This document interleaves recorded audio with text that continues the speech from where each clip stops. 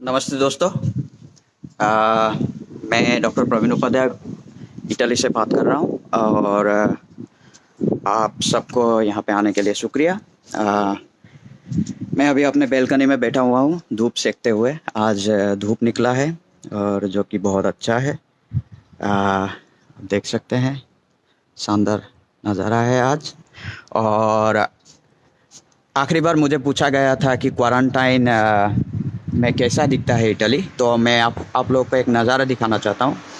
ये देखिए, ये पुलिस कार है। नहीं नहीं, ये एम्बुलेंस कार है। और ये देखिए पूरे जो यहाँ पे कोई आपको लोग दिखाई नहीं देंगे, सारे लोग घर के अंदर बैठे हुए हैं, सिर्फ गाड़ियाँ दिखाई देगी। और पूरा रास्ता खाली है, सिर्फ गाड़ी के अंदर लोग हैं। ये कारें मैं कई दिनों से देख रहा हूँ मेरे बैल्कनी से, ये हिले भी नहीं है, यहीं के यहीं है। और आज का ये जो क्वेश्चन एंड आंसर है मैं इसको हिंदी में करूँगा। तो मुझे जितने भी सवाल आप तक पूछे गए हैं मैंने उनको लिख के रखे हैं, तो मैं उनको उनकी जवाब देने की कोशिश करूँगा। तो चलते हैं रूम के अंदर में, जहाँ पे मैं आप लोगों का सवाल का जवाब दूंगा। तो अगर आप लोग रेडी हैं तो सीधे सवाल की ओर बढ़ते हैं बिना वक्त जाया किए। तो पहला सवाल है, मुझे जो ये सवाल है अलग अलग भाषा में पूछे गए थे, पर मैं इनको हिंदी में ट्रांसलेट करके बोलूँगा, ताकि क्योंकि ये सेशन पूरा हिंदी में होगा। तो पहला सवाल है, मेरी उम्र 61 साल है, 61। मैं एमवे का प्रोडक्ट यूज करता हूँ, सैल्मन ओमेगा और न्यूट्रीलाइट, हमेशा डेली। क्या ये मेरे लिए उपकारी है, बेनिफिशियल है, और मैं अपना इम्यून सिस्टम कैसे इंप्रूव कर सकता हूँ? ये सवाल पूछा है उमा शर्मा ने। तो देखिए, मैं एक बात बताना चाहता हूँ, आपका जो इम्यून सिस्टम है यानी बीमार प्रतिरोधी क्षमता, इसके साथ आप पैदा होते हैं, ठीक है। इसको आप थोड़ा सा बदल सकते हैं, पर उतना मतलब 1 से 10 तक नहीं पहुंचा सकते। 1 से 2 हो सकता है, 1 से 10 नहीं पहुंचा सकते। और जितनी उम्र बढ़ती जाती है आपकी बीमार प्रतिरोधी क्षमता, जिसको इम्यून सिस्टम बोला जाता है, वो घटती जाती है। तो आफ्टर 60 हमारा, आफ्टर 45-50 हमारा इम्यून सिस्टम धीरे धीरे घटते घटते जाता है। और तो पर इसकी घटने को डर को कमाया जा सकता है। कैसे? आप लोग हेल्दी खाना खाए, पोषक तत्वों से भरे हुए खाना खाए। तो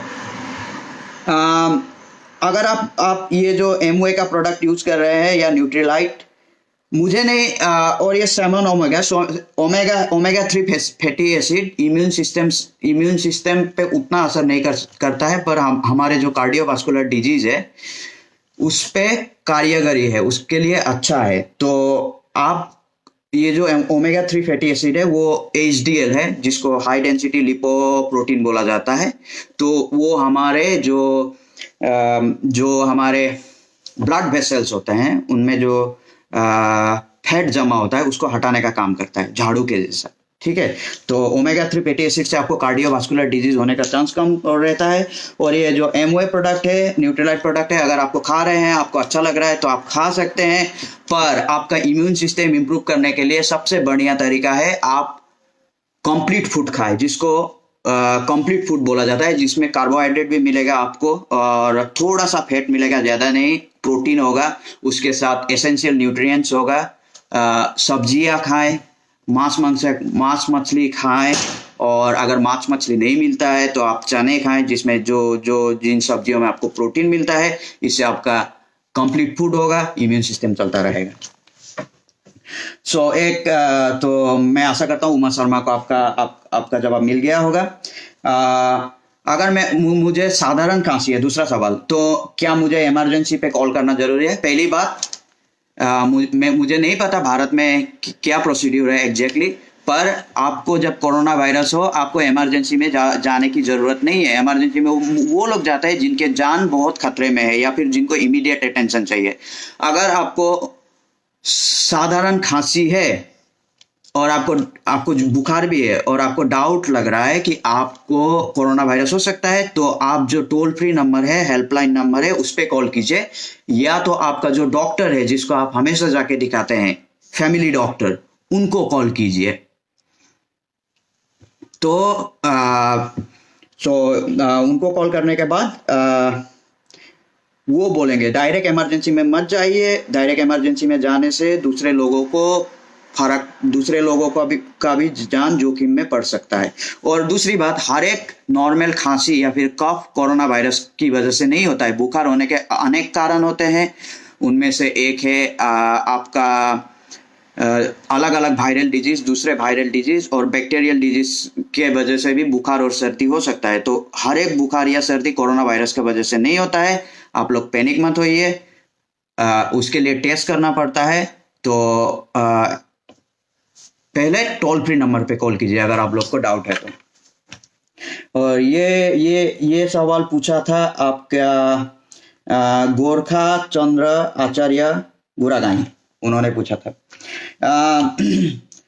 रोशन ने उपाने ने सवाल पूछा है, अगर किसी को कोरोना वायरस हो और वो ठीक हो गए हो तो उसके बाद भी उन्हें कोरोना वायरस हो सकता है? इन जनरल थ्योरी में हम लोग जो पढ़ते हैं, एक बार वायरल इन्फेक्शन होने के बाद उसको फिर से वायरल इन्फेक्शन नहीं होता है। पर चाइना में कुछ रिपोर्ट्स ऐसे मिले हैं, लोगों को हॉस्पिटल से भेज देने के बाद, डिस्चार्ज कर देने के बाद भी उन्हें कोरोना वायरस फिर से रीअपियर हुआ है, री इन्फेक्शन हुआ है। इसकी वजह क्या है वो तो किसी को नहीं पता। हो सकता है उन्हें जब डिस्चार्ज किया गया था तभी इन्फेक्शन अच्छे से क्लियर नहीं हुआ था, या फिर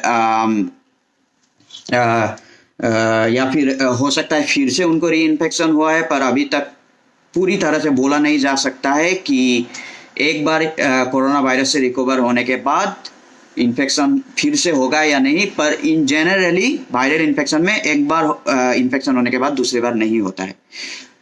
मुझे नहीं पता आप लोग को मेरी आवाज़ अच्छे से सुनाई दे रही है या फिर नहीं दे रही है। आप कृपया लिख दीजिए कमेंट में यस अगर दे रही है तो, नो तो अगर नहीं दे रही है तो ये सवाल था रोशन नेवपाने का। एक सवाल पूछा है आपका भोजराज नेवपाने ने, उन्होंने पूछा है, अगर वायरस हाथ में है और मैं अगर अपना हाथ मुंह या फिर नाक में नहीं लगाता हूं तो क्या ये वायरस हाथ में ही रहेगा या फिर हमारे अंदर भी घुसेगा?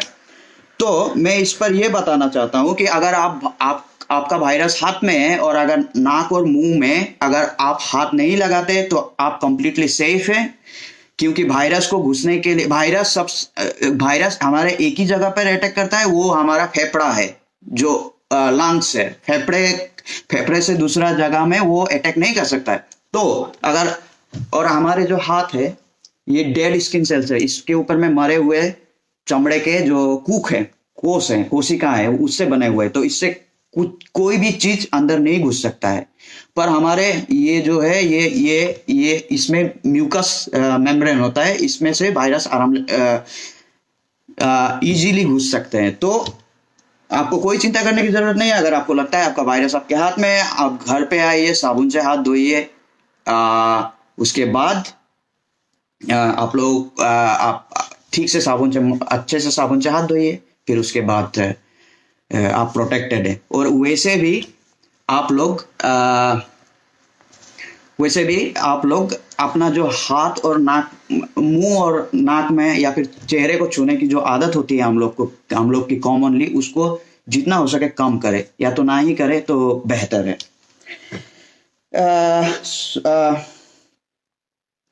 हेमंत गिमरे ने पूछा है, मुझे कितने देर घर तक रहने की जरूरत है? जब तक ये पैंडेमिक खत्म नहीं होता, आपको घर पे ही रहना पड़ेगा।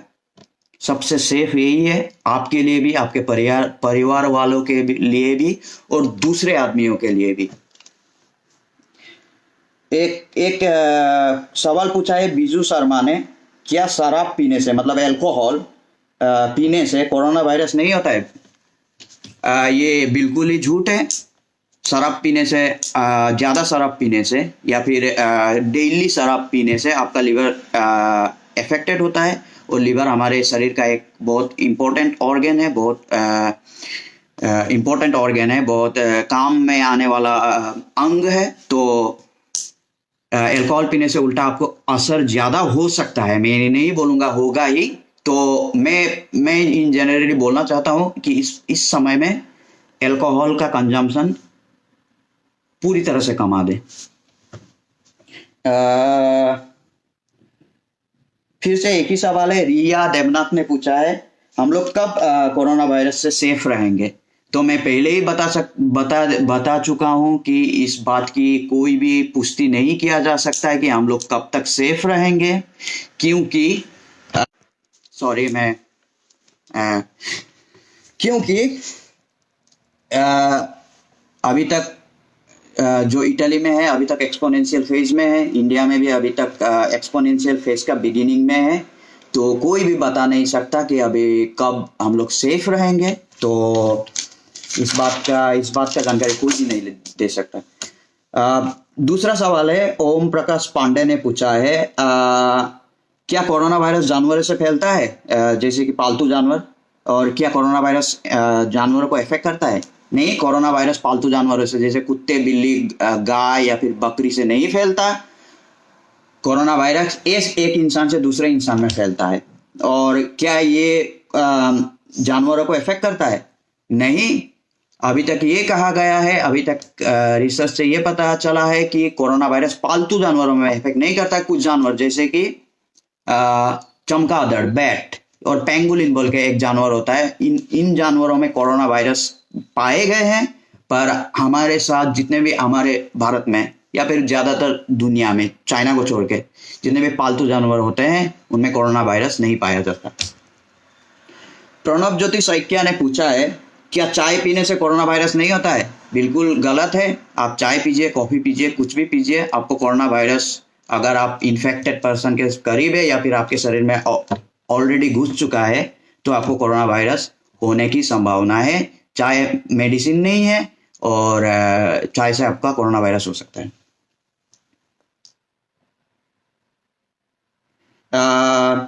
मैं आप लोग का सवाल का जवाब फिर से आखिर में दूंगा। ब्लड ग्रुप बी प्लस, क्या ब्लड ग्रुप बी प्लस भी कोरोना वायरस से इफेक्टेड हो सकता है? मैं इस सवाल का जवाब पहले जो मैंने असमीस में दिया था उसमें बोल चुका हूँ। ये सवाल पूछा है लीला लाहौर ने। तो हाँ, ब्लड ग्रुप बी प्लस भी कोरोना वायरस से संक्रमित हो सकता है, इसमें कोई दो राय नहीं है।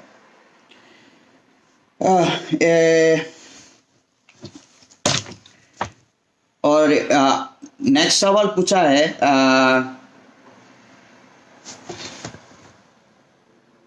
एक ऐसे इंसान ने जो अपना नाम प्रदर्शित नहीं करना चाहते, तो मैं उनका नाम गोपनीय रखूंगा।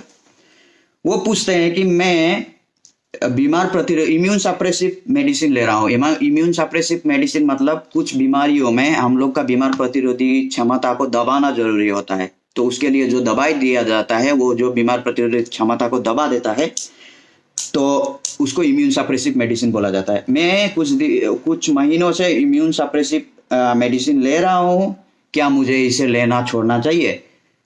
ये बहुत अच्छा सवाल है। तो इस बात पे मैं कहूँगा कि आप खुद से कुछ भी ना करें। आप हमेशा अपने जो डॉक्टर है जिन्होंने आपको बीमार प्रतिरोधी क्षमता दबाने वाला दवाई दिया है उनसे जाके परामर्श ले, वो जो कहते हैं वो ही करें, क्योंकि आपका जो हिस्ट्री है उनको पता है आपको क्यों इम्यून सप्रेसिव मेडिसिन दिया गया है, उनको ही पता है। तो उनके बिना परामर्श कुछ भी ना करें। ये सवाल बहुत आया है, मैं पहले भी जवाब दे चुका हूँ। मेरे पास ग्लोव्स और मास्क नहीं है, मैं कैसे बाहर जाऊं? ये एक लोग नहीं बहुत लोगों ने फिर से पूछा है। मैं फिर से कहना चाहता हूँ, जो ग्लोव है वो ग्लोव पहना जाता है अगर आपको ऑलरेडी, यहाँ पे एक मेरे पास ग्लोव है, तो मैं ये जब पहनता हूँ तो मैं जब भी खांसी लेता हूँ या फिर छींक लेता हूँ तो वो जो छोटे छोटे पानी के ड्रॉपलेट जैसे जो थूक के ड्रॉपलेट होते हैं वो इससे रुक जाता है, 70% तक रुक जाता है। थोड़ा थोड़ा तो बाहर निकलता है पर रुक जाता है, और इससे दूसरे लोग इन्फेक्ट ना हो इसलिए ये पहना जाता है। दूसरी बात, ये वायरस हवा में नहीं रहता है, तो वो जो थूक का ड्रॉपलेट है, छोटे छोटे कणु, वो हम लोग का जो पृथ्वी का माध्याकर्षण शक्ति है, ग्रेविटी का वजह से नीचे गिर जाता है, वो हवा में नहीं रहता है। तो आप लोग के पास अगर ग्लोव्स ये मास्क नहीं भी है तो उतना पैनिक करने की जरूरत नहीं है, आप बाहर जा सकते हैं।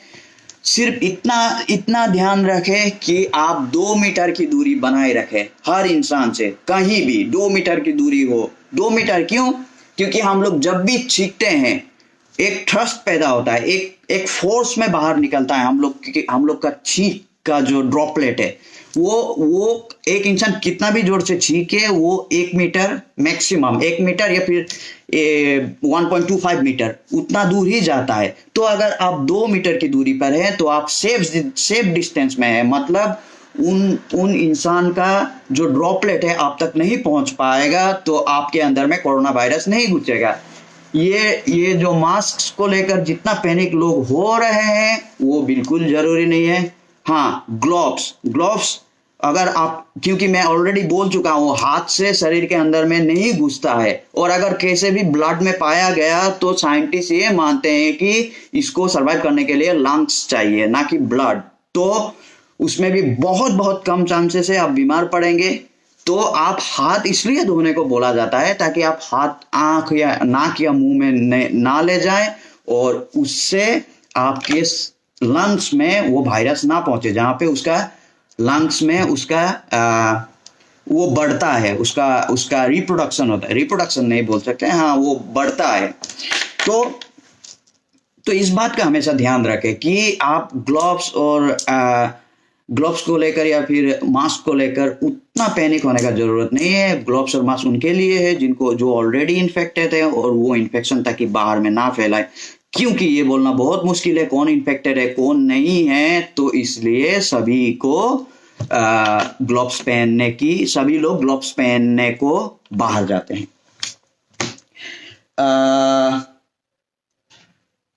ओके, तो मैंने लास्ट टाइम एक वीडियो बनाया था, और मेरा ये जो वीडियो है ये संपूर्ण रूप से जो कॉमन पब्लिक है, जो साधारण जनता है, उनको पूरी सच्चाई, वैज्ञानिक इंफॉर्मेशन है, जो साइंटिफिक इंफॉर्मेशन है वो देना है। मेरा इसका दूसरा कोई मंसूबा नहीं है, कोई मोटिव नहीं है, क्योंकि मैं मानता हूँ जब तक आप लोग के पास वैज्ञानिक इंफॉर्मेशन होगी, साइंटिफिक इंफॉर्मेशन होगी, तो आप लोग इस वायरस से बच सकते हैं।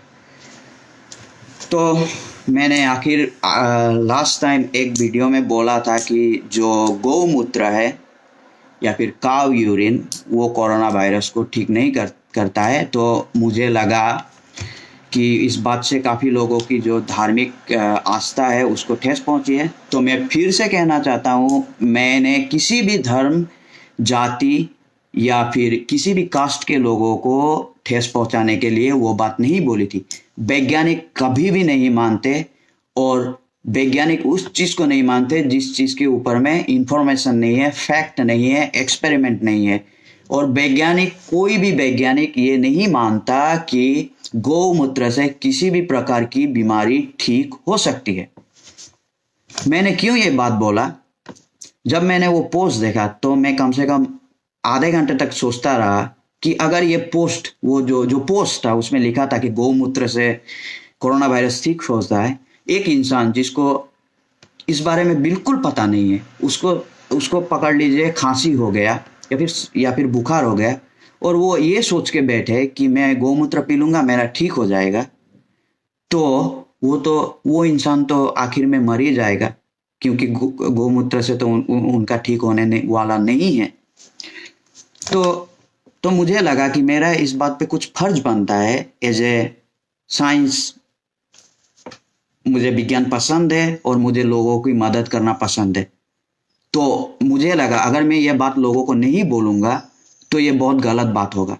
जो बात मुझे पता है वो बात मुझे लोगों को बोलना चाहिए। तो इसी बात को लेकर मैंने वो बात बोली थी। इसमें मुझे किसी भी धर्म या फिर जाति या फिर किसी भी चीज़ की किसी भी अलग मंसूबे से नहीं बोली थी। आप और ये आपकी मर्जी है, आप क्या खाना चाहते हैं, क्या पीना चाहते हैं। मेरी बात इतनी ही है कि वैज्ञानिक तरीके से ये माना नहीं जाता। उसके बाद भी आप उसके बाद भी आप पीना चाहते हैं या फिर कुछ भी करना चाहते हैं, वो आपकी मर्जी है। आप बिल्कुल फ्री हो। आप अपने तरीके से कुछ किसी भी चीज को मानने को फ्री हो। आपको कोई नहीं रोक रहा है, क्योंकि ये डेमोक्रेटिक कंट्री है। तो इसलिए आप लोग इस बात को विचार कीजिए।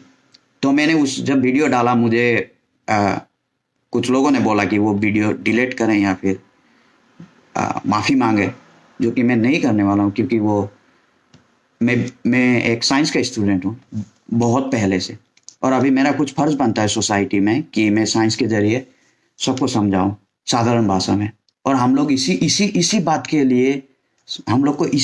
लिए हमेशा मोटिवेट किया जाता है। इसी बात का हम लोग को बोला जाता है कि जो तुम्हारा ज्ञान है उससे दूसरे लोगों को कुछ फायदा हो, चाहे वो डॉक्टर हो, चाहे वो इंजीनियर हो, चाहे वो साइंटिस्ट हो, फिजिसिस्ट हो, सब लोग पूरी मानव जाति के लिए काम करते हैं। और मैं क्योंकि ये बात छिड़ ही चुकी है, तो मैं और एक बात बोलना चाहता हूँ।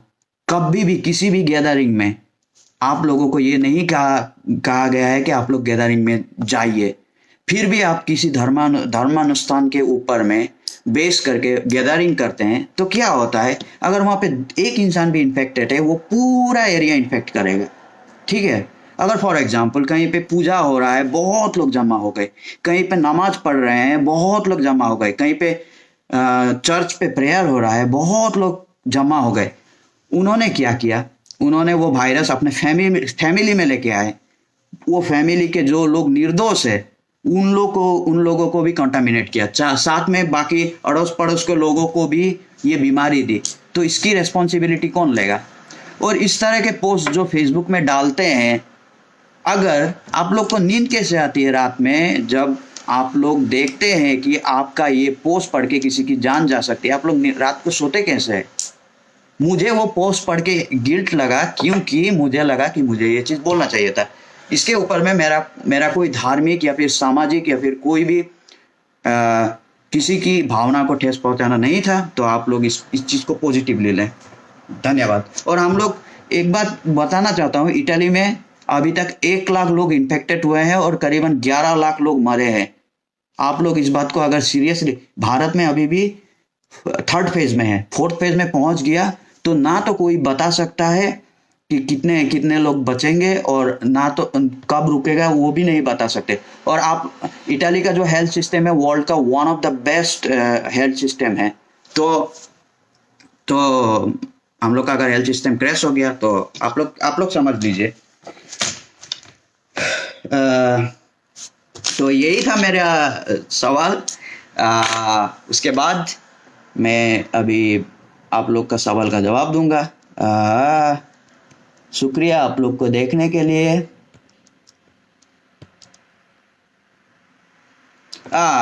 क्या मोहन उपाध्याय ने पूछा है, क्या मीट खाने से इस परिस्थिति में अच्छा है? बिल्कुल, आप मीट बिल्कुल खा सकते हैं, चिकन खा सकते हैं या फिर मटन खा सकते हैं या फिर जो भी आप मीट खाते हैं। पर एक बात का ध्यान रखिए, आप जब भी बाहर आते ही सीधा वो मीट को धोए, अपने हाथ को साबुन से अच्छी तरह से धोए, और उसके बाद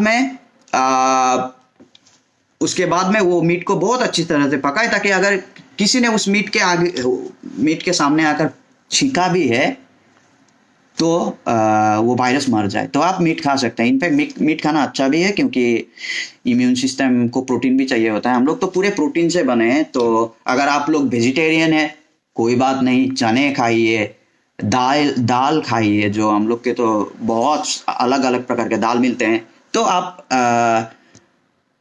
पौष्टिक आहार खाइए इस परिस्थिति में। Which part of the body does the coronavirus attack first? Okay, lungs में पहले अटैक करता है। लंग्स में जो ये थोड़ा टेक्निकल क्वेश्चन है।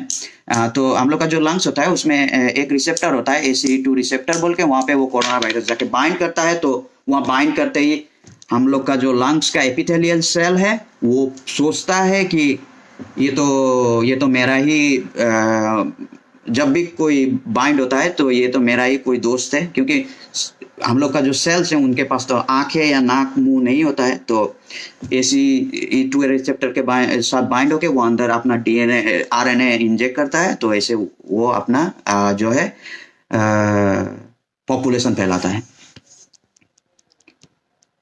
We can hear you clearly. शुक्रिया शुक्रिया। ओके ओके,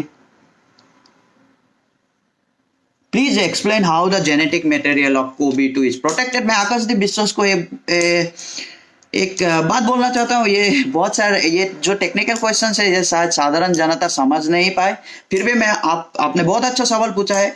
जो कोरोना वायरस है वो हम लोग के जो लंग्स के एपिथेलियल सेल में घुसते ही वो अपना जो RNA है सो उसको रिवर्स ट्रांसक्राइब करके DNA में बना लेता है, और जो हम लोग का DNA है उसमें वो जोड़ देता है। तो अभी शरीर बता नहीं सकता है कि ये बाहर का DNA है या फिर खुद का DNA है। तो हम लोग का जो DNA रेप्लिकेशन मशीनरी है उसको हाईजैक कर लेता है और DNA अपना जेनेटिक मटेरियल को ट्रांसलेट करते हुआ कोरोना वायरस का जेनेटिक मटेरियल को भी ट्रांसलेट कर लेता है।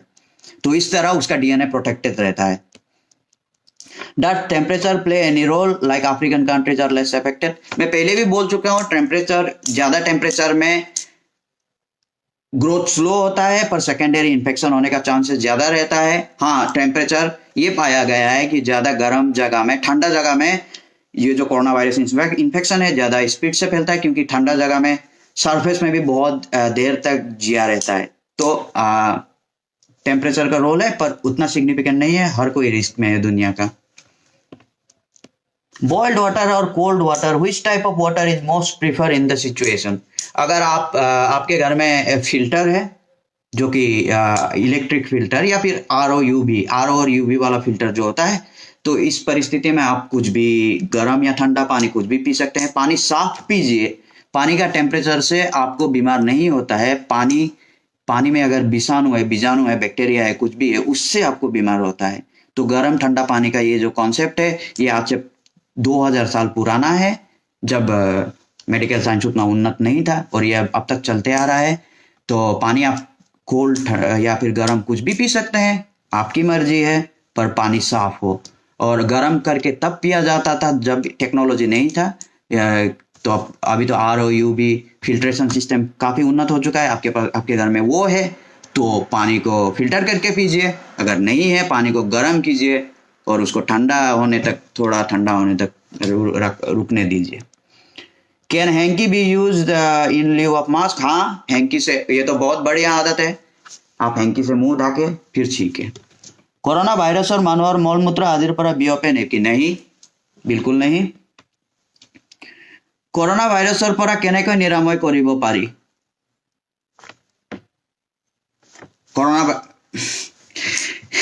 रोशन डकाल ने पूछा है कोरोना वायरस पर केनेको निरामय करिबो पारी। निरामय अगर आपको एक बार मतलब इन्होंने पूछा है कि कोरोना वायरस को कैसे ट्रीट किया जा सकता है। कोरोना वायरस का कोई वैक्सीन या फिर दवाई अभी तक बना नहीं है, तो आप हॉस्पिटल में जाएंगे, आपको सपोर्टिव थेरेपी में रखा जाएगा, आपको वेंटिलेशन में रखा जाएगा और आपको बाकी जितने भी सिम्टम है उसको ट्रीट किया जाएगा। इस तरह से आपका कोरोना वायरस का ट्रीटमेंट होता है।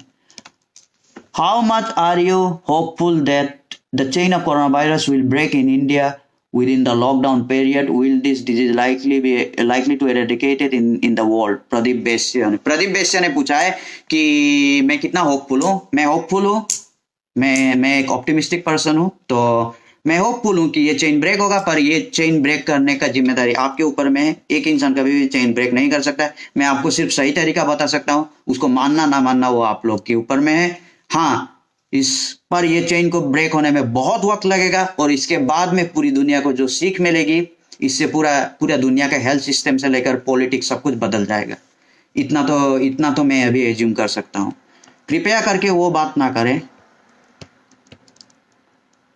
Please concentrate the topic, don't get diverted. नहीं, मैं डाइवर्टेड नहीं हो रहा था, मैं बस इतना ही बात बोल रहा था कि जो मुझे सही लगा। साइंटिफिकली जो सही है वो हर तरह से सही नहीं भी हो सकता है। तो इस बात पे हम लोग सभी को मिलजुल के रहना चाहिए। तो मैं इसी बात पे ध्यान दे रहा था। Bye, stay safe. कुछ लोग बोलते हैं चिकन खाने से इन्फेक्शन बढ़ता है, तो इस बारे में आपका क्या ख्याल है? नहीं, चिकन में कोरोना वायरस नहीं पाया जा सकता है। आप चिकन लाएं, उसको धोएं, बहुत अच्छी तरह से पकाएं, आप खा सकते हैं। मैंने सुना है कि दारू पीने से कोरोना वायरस खत्म हो जाता है। ये सवाल का जवाब मैं पहले ही दे चुका हूं। दारू पीने से कोरोना वायरस नहीं खत्म होता। क्या सर्दी लागेको सर, सर्दी लागेको तो अहिले त राम्रो भयो, केही टेंशन छैन होला नि? हाँ, अगर आपको सर्दी लगी थी, वो ये पूछ रहे हैं कि इनको सर्दी लगी थी तो अभी ठीक हो गया, कुछ टेंशन तो नहीं है। आपको सर्दी लगी थी, आपको ठीक हो गया, तो मतलब मोस्ट प्रोबेबली आपको कोरोना वायरस इन्फेक्शन नहीं था। और कोरोना वायरस के साथ आपको सर्दी और बुखार दोनों साथ में रहते हैं। मैं पहले ही बोल चुका हूं कि हर एक सर्दी की वजह कोरोना वायरस नहीं होता है, और हर एक बुखार की वजह भी कोरोना वायरस नहीं होता है। तो शायद आपको किसी दूसरी वजह से हुआ होगा।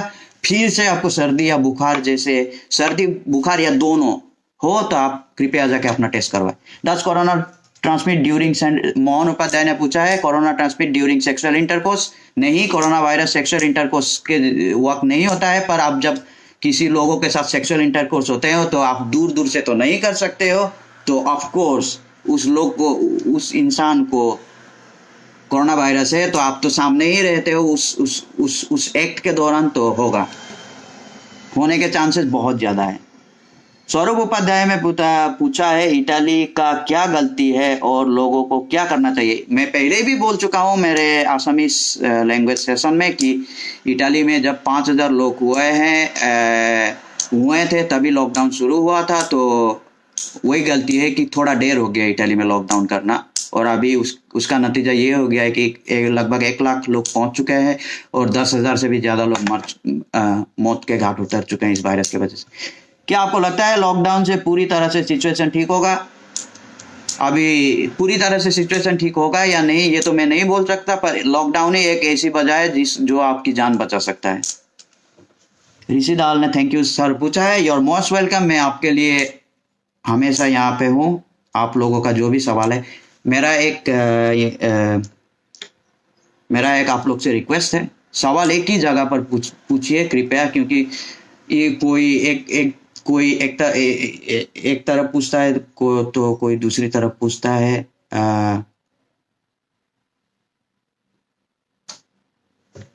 तो इससे क्या होता है कि सवालों को कलेक्ट करने में दिक्कत हो सकती है। तो एक ही जगह पर पूछेंगे। मैं अगर नेक्स्ट पोस्ट डालूंगा तो वो पोस्ट के नीचे में जो कमेंट है उसमें अगर आप लोग हर सवाल पूछेंगे तो मुझे सभी सवाल को कलेक्ट करके लिखने में इजी होगी। तो मैं आशा करता हूँ आप ऐसा कर सकते हैं। I mean to newborn baby. अच्छा, मोहन उपाध्याय को ये चिंता है कि अगर नया बच्चा हो और इंटरकोर्स के वक्त कोरोना वायरस हुआ हो तो उस बच्चे को कुछ प्रॉब्लम हो सकता है। इसके मुझे नहीं लगता है इसका डाटा अभी वैज्ञानिक के पास है। इन जनरल जब जो माँ होती है, वो माँ का इन्फेक्शन इन जनरल बच्चों में बचाने के लिए एक बैरियर होता है। अभी ये बात मुझे नहीं पता कि वो बैरियर कोरोना वायरस क्रॉस करता है कि नहीं। ज़्यादातर इन्फेक्शन क्रॉस नहीं कर सकते, तो माँ का इन्फेक्शन माँ में ही रह जाता है। तो ये बात अभी बताना मुश्किल है, थोड़ी देर रुकने दीजिए। जब इसका रिजल्ट आएगा तभी वैज्ञानिक कुछ बता पाएंगे। बर्त यदि बसिर জোৰকো मारे বতাহত আহিব পাৰে নেকি? मैं पहले भी बोल चुका हूँ कि ये वायरस हवा में नहीं रहता है, तो आप लोग बिल्कुल चिंता मत कीजिए, हवा में ये वायरस नहीं रहता है। घर के सामानों को सैनिटाइज कैसे करें, कुछ मेथड बताइए। घर के सामान मतलब खाने के सामान को तो आप सैनिटाइज नहीं कर सकते हैं, उसको तो पकाना जरूरी है। और जो लोग सलाद खाते हैं, मैं ये कहना चाहता हूँ कि सलाद कच्चा होता है, उसमें वायरस, अगर आपने खुली जगह से सब्जी खरीदी है, वो पैक्ड नहीं है, तो कुछ दिन के लिए बंद कर दें, क्योंकि आप अगर डायरेक्ट वायरस इंजेक्ट करेंगे, इन जनरल तो वो आप जब चबाते हैं वो सब कुछ मर जाता है हम लोग का जो थूक से। पर ये भी हो सकता है कि वो आपके लंग्स तक पहुंच जाए, तो पका कर खाएं इन दिनों में। और घर की चीज़ों को सैनिटाइज करने के लिए मैं जो अगर आपका आपका घर है, वॉल है, कुछ भी फर्श है, तो उसको उसको सैनिटाइज करने के लिए आप लोग जो मैंने पहले ही बोला था, अल्कोहल बेस्ड सैनिटाइजर का इस्तेमाल करें। मैंने पहले के वीडियो में फॉर्मूला दिया हुआ है कैसे बनाना है या फिर क्या क्या यूज कर सकते हैं। तो इस तरह से आप घर की चीज़ों को सैनिटाइज कर सकते हैं। अगर आपके पास अल्कोहल बेस्ड सैनिटाइजर भी नहीं है तो आप जो कपड़े धोने की साबुन है, जो साबुन है, सर्फ, भारत में सर्फ एक्सेल ज़्यादा यूज होता है ना, या फिर टाइड, उसको पानी में मिक्स करें अच्छी तरह से, वो पूरा झाग वाला बनाए, पूरी तरह से साफ करें। डिटर्जेंट से वायरस का जो बाहर का लेयर है वो टूट जाता है, वायरस मर जाता है। तो साफ सफाई रखें हमेशा चारों ओर। और मैं एक और बात बताना चाहता हूँ, जो लोग फ्लैट में रहते हैं या फिर फॉर एग्जांपल एक बहुत सारे फ्लैट हैं पर उसका एक ही एलिवेटर है, मतलब एक ही लिफ्ट है और सीढ़ी भी एक ही है सभी लोगों के लिए, तो आप लोग तो रेलिंग पकड़ के, साइड वाला रेलिंग पकड़ के जाते हो ना, तो रेलिंग पकड़ के जब आप लोग बाहर जाते हो उस वक्त में बिल्कुल ही अपने मुंह को टच ना करें। जब वापस आए तो हाथ अच्छे से धोए, क्योंकि रेलिंग में दूसरे लोग भी पकड़े हो सकते हैं वहां पे वायरस हो। और लिफ्ट में जो बटन होता है ना, वो बटन में भी बहुत लोग वो बटन दबाते हैं। तो जब आप लोग बटन दबाओगे, ठीक है, अपने हाथ से ही दबाएं, पर वापस आके अपना हाथ साफ करें। तो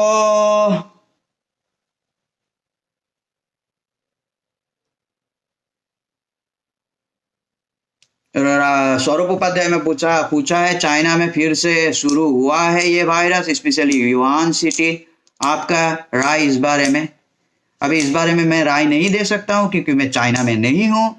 तो हो सकता है कि इस वायरस को कंट्रोल, मेरा मानना है कि इस वायरस को कंट्रोल होने में वक्त लगेगा चाइना में, लेकिन फिर भी जितने लोग बीमार हुए हैं वो अभी तक बहुत कम है पहले की तुलना में। तो ये तो आखिर में होता ही है, धीरे धीरे धीरे कमेगा।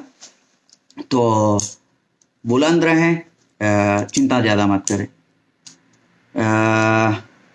तो ठीक है, मैं आशा करता हूँ कि आप लोगों का नदी के पानी से भी फैलता है क्या?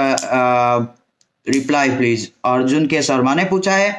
तो नहीं, नदी के पानी से नहीं फैलता है ये वायरस, पानी में भी नहीं रह सकता है, पानी में जीवित सरवाइव नहीं कर सकता है ये। तो पानी आप पी सकते हैं, हाँ, जूठा पानी ना पिए, क्योंकि जूठा पानी में दूसरे के मुंह से आ सकता है। जूठा पानी अगर पीते हैं तो किसी अनजान लोगों का या फिर किसी भी लोगों का जूठा पानी इन दिनों ना पिए। वैसे आप पानी के, जब तक आप पानी में ही जाके छींकते नहीं हो वहां पे वायरस नहीं पहुंचेगा, तो पानी सेफ है आपके लिए।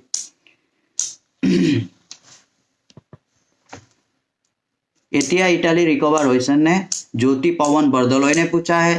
तो ज्योति पवन बर्दलोई को मैं ये बोलना चाहता हूँ, अभी भी इटाली एक्सपोनेंशियल फेज में ही है। बहुत सारे लोग बीमार हो रहे हैं और मुझे ये बात जानकर काफी दुखी महसूस होता है, क्योंकि बहुत सारे लोग मर भी रहे हैं। और मैं इसी देश में 3 साल से रह रहा हूँ, तो थोड़ा सिचुएशन गंभीर है इटली में। लगभग 1 लाख पहुंच चुके हैं। और हाँ, तो उतनी अच्छी परिस्थिति नहीं है। और अभी हॉस्पिटल सिस्टम जो है वो कोलैप्स होने के कगार पर है, क्योंकि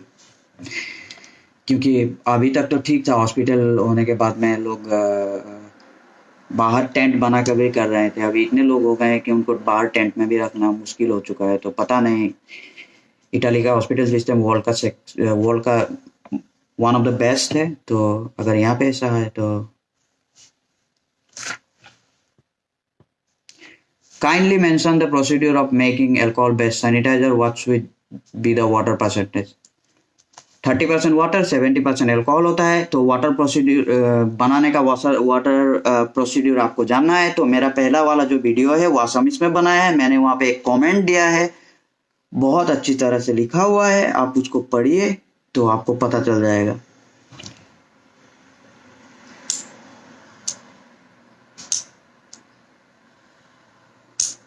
आ,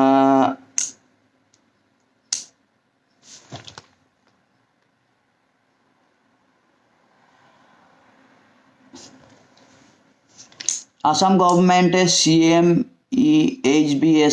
কাম কৰি আছে। আসামত এতিয়ালৈকে ওলোৱা নাই যদিও। ঠিকে আছে। आजकल पैसा के थ्रू से फैलने की बात सुना हूँ, क्या सही है सर? हाँ, अगर किसी लोग को कॉन्टामिनेशन है और वो पैसे को छूते हैं तो अर्जुन के शर्मा ने पूछा है, तो वहाँ के अगर वायरस पार्टिकल हैं और आप खाली हाथ से वो पैसे छूते हैं तो और आप अपने नाक और मुंह में लगाते हैं तो उससे फैल सकता है।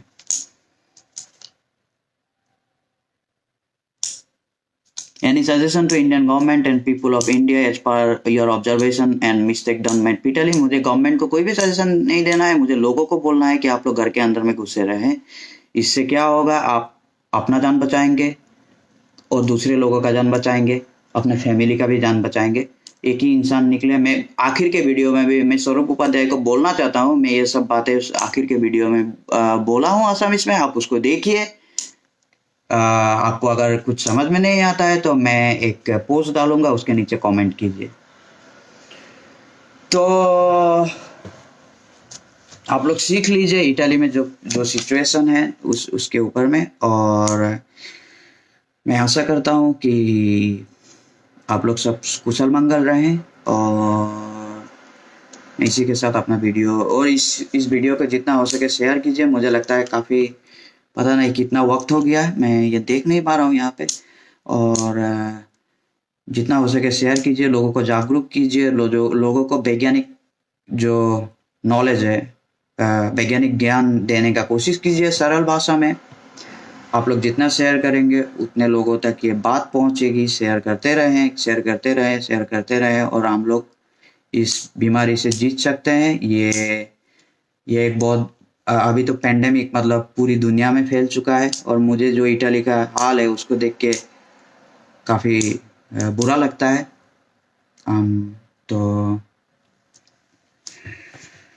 तो आप लोग अपना ख्याल रखिए। शुक्रिया। और मैं बाकी सवालों का जवाब फिर से जल्दी ही देने की कोशिश करूँगा। आपके जितने भी सवाल हैं वो एक कमेंट में मैं नेक्स्ट जो पोस्ट डालूँगा उसके नीचे कमेंट में दीजिए, ताकि मुझे भी सवालों को ढूंढने में आसानी हो और उनका जवाब देने में आसानी हो। शुक्रिया, धन्यवाद, नमस्कार।